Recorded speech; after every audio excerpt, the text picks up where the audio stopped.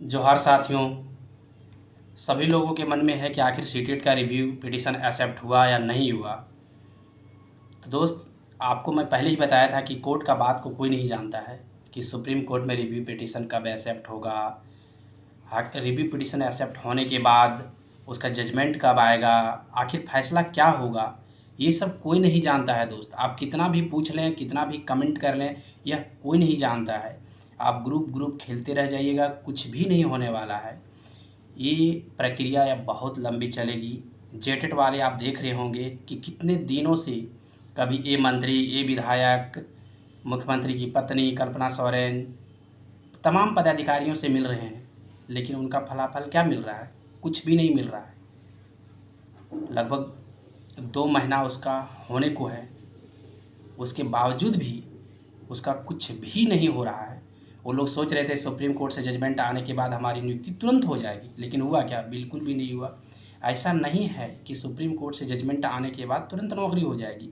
उसमें बहुत सारे प्रॉब्लम हैं, बहुत सारे, और ख़ास करके सहायक आचार्य में इस तरह का समस्या है जो कोई सोच भी नहीं सकता है। इसमें एक केस ही नहीं है, जजमेंट आ गया वो अलग मामला है, लेकिन बहुत सारे केस ऑलरेडी हैं।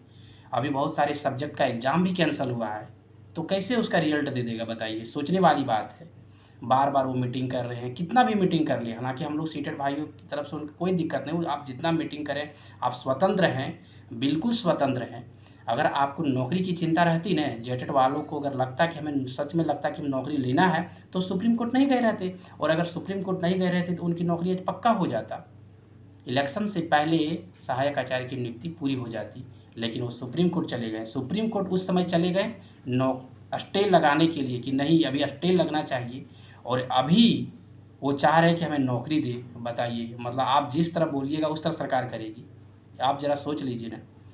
उस समय सरकार चाह रही थी कि जल्दी से जल्दी हम ज्वाइनिंग दे दें, लेकिन जेटेट वाले स्टे लगाने गए थे, और अभी जा रहा है कि नहीं, हमें नौकरी दीजिए। सरकार से बोलने जा रहा है कि नहीं, बार बार ये मंत्री से वो मंत्री से मिल के कि हमें नौकरी दे दीजिए। तो ऐसा बिल्कुल भी नहीं होने वाला। आप जो बोलिएगा वही होगा, वैसा सरकार नहीं करेगी। सरकार इलेक्शन पूर्ण बहुमत से जीत गई है, और सरकार अब अपने हिसाब से करेगी। सरकार जो है पूरे 5 वर्ष तक, अब कुछ लगभग 4 वर्ष तक कुछ नहीं करेगी, 5वां साल में कुछ करेगी। और सरकार के पास वैसे फंड भी नहीं है, मैया योजना में सारे पैसा चला गया है। इसी की वजह से सरकार कोई भी नियुक्ति देने नहीं जा रही है। आप सीटेट वाले बिल्कुल निश्चिंत रहें, बिल्कुल निश्चिंत रहें। हालांकि सीटेट वाले भी ये नहीं सोचे कि हम जीत ही जाएंगे और हमारी नौकरी हो जाएगी, वैसा बिल्कुल भी नहीं है। आप सहायक आचार्य का उम्मीद छोड़ दीजिए, जेटेट वाले रहें चाहे सीटेट वाले रहें, दोनों आप सहायक आचार्य का उम्मीद छोड़ दीजिए। अब दूसरे एग्ज़ाम की तैयारी कीजिए, बेहतर होगा। नहीं तो आपका समय चला जाएगा। 2016 वाले जिस तरह से अभी तक इंतज़ार कर रहे हैं, उनका समय चला गया, उसी तरह सीटेट वाले का भी समय चला जाएगा। इसीलिए आप सहायक आचार्य का उम्मीद ही मत कीजिए, तभी आप खुश रह पाएंगे। सहायक आचार्य का उम्मीद करेंगे तो आप समझ लीजिए हर दिन केस का अपडेट लीजिएगा और होगा जाएगा कुछ भी नहीं। इसीलिए जो लोग सहायक आचार्य का उम्मीद कर रहे हैं, ये उम्मीद करना ही समझिए अपने आप में बहुत बड़ा गलती है। आप सिर्फ़ और सिर्फ दूसरे एग्ज़ाम का प्रिपरेशन कीजिए, वही बेहतर होगा। जितना मिलना है जेटेट वाले मिल ले, उसे सीटेट वाले को कोई प्रॉब्लम नहीं है। लेकिन इतना ज़रूर जानते हैं कि जेटेट वाले को खैरात में नौकरी चाहिए थी। अगर उन्हें पढ़ के नौकरी चाहिए था तो पक्का भी ज्वाइनिंग हो जाता। वो 2012 नियमावली के तहत पहले उन्होंने नौकरी मांगा, सरकार उस पर रेडी नहीं हुआ। एग्ज़ाम देने के लिए जेटेट वाले रेडी नहीं थे। वो सोच रहे थे कि नहीं, हम 2012 नियमावली के तहत नौकरी ले लेंगे, लेकिन हुआ क्या? बिल्कुल भी नहीं हुआ।